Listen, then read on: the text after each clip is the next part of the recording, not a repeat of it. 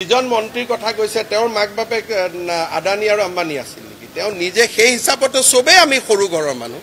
মইতো কথাই কথাই কৈ থাকো, মইতো প্ৰত্যেক মিটিঙতে নকয় জানো মই সৰু ঘৰৰ মানুহ বুলি। সৰু মানে সাধাৰণ বুজায়। কালি প্ৰেছ ক্লাবে দিছিলে যে মালিকক একো ক'ব নোৱাৰে, তেনে এনেকি কথাও নক'ব।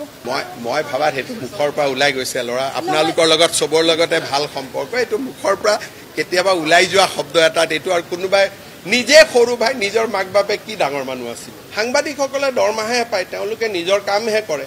মালিকসকলৰ কথাটো ইণ্টাৰেষ্টটো বহুত বেলেগটো।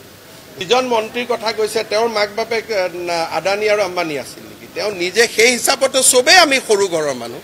মইতো কথাই কথাই কৈ থাকো, মইতো প্ৰত্যেক মিটিঙতে নকয় জানো মই সৰু ঘৰৰ মানুহ বুলি। সৰু মানে সাধাৰণ বুজায়। সাংবাদিকসকল নমস্য। মইতো কম ভাই মালিকৰ কথা খুব লিখিব। ৰিণিকীৰ কথা লিখক, জয়ন্ত বৰুৱাৰ কথা লিখক, কি আছে সঞ্জীৱ নাৰায়ণৰ কথা লিখক, এনকে লিখক, কাৰণ মালিক বেলেগ, সাংবাদিক বেলেগ। সাংবাদিকে মালিকৰ কাৰণে কিয় গাত পাতি লৈছে? মালিকক নাটানিব।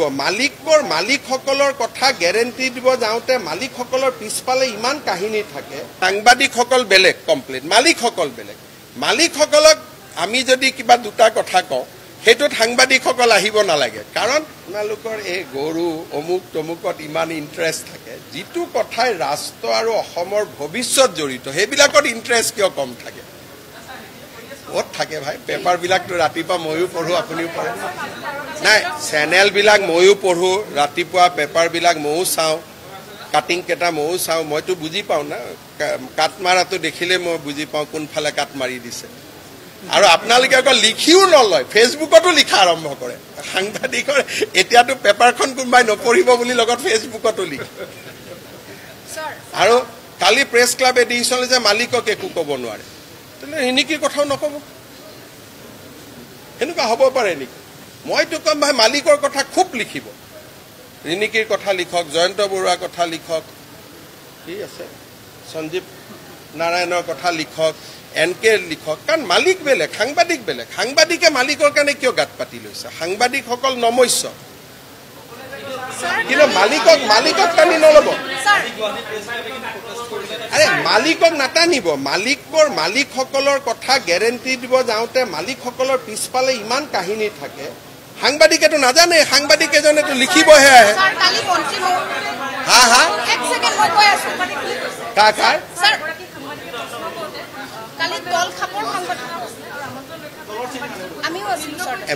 মই ভাবাত সেইটো মুখৰ পৰা ওলাই গৈছে ল'ৰা। আপোনালোকৰ লগত চবৰ লগতে ভাল সম্পৰ্ক, এইটো মুখৰ পৰা কেতিয়াবা ওলাই যোৱা শব্দ এটাত এইটো আৰু কোনোবাই নিজে সৰু ভাই নিজৰ মাক বাপে কি ডাঙৰ মানুহ আছিল।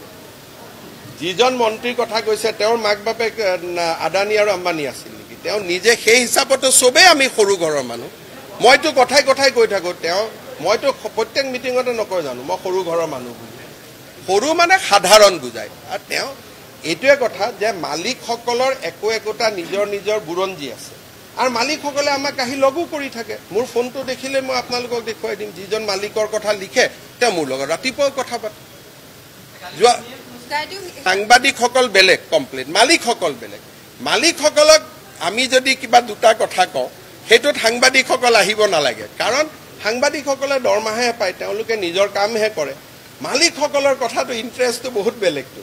গতিকে আপোনালোকে মালিকসকলৰ লগত, এতিয়া যোৱা কেইদিনমান আগতে এজন মালিকৰ লগত মই এখন মিটিং কৰিছোঁ, ৰেকৰ্ডেড মিটিং। তাতে হেল্থ ডিপাৰ্টমেণ্টৰ পৰা, এডুকেশ্যনৰ পৰা, টুৰিজিমৰ পৰা চব আনি মিটিং পাতিছোঁ তেওঁৰ কামৰ কাৰণে। গতিকে তেওঁলোকৰ চিন্তা চৰ্চা মালিকসকলৰ বেলেগ, আপোনালোকৰ চিন্তা চৰ্চা বেলেগ। গতিকে আপোনালোকে আমাক লিখক, সমালোচনা কৰক, আমাৰতো কোনো আপত্তি নাই। কিন্তু মালিকজনৰ কাৰণে আৰু আপোনালোকে কিয় মিছামিছি প্ৰস্তাৱ লয়? কাৰণ কালি মালিক ক'ত কিহত ফচিব হয় নাই? মালিকসকলৰতো বিয়া বাৰু কেনেকৈ পাতে দেখিছে নাই? কোনোবাই জজ ফিল্ডত বিয়া পাতে, কোনোবাই ভেটেনাৰী ফিল্ডত বিয়া পাতে, কোনোবাই ক'ৰবাত বিয়া পাতে। আপুনি তেওঁলোকৰ গোটেই সংস্কৃতিটোৱে বেলেগ। সেইটোৰ লগত একোখন বিয়াত কাপোৰে 20-25 লাখ টকাৰ পিন্ধে। গতিকে আমি এইবিলাক সৰু সৰু মানুহ, এইবিলাকৰ কি বুজি পাম জাহাজৰ মূল? আপুনি গৰুত ধৰিছে, মই কাৰো নাম নকওঁ।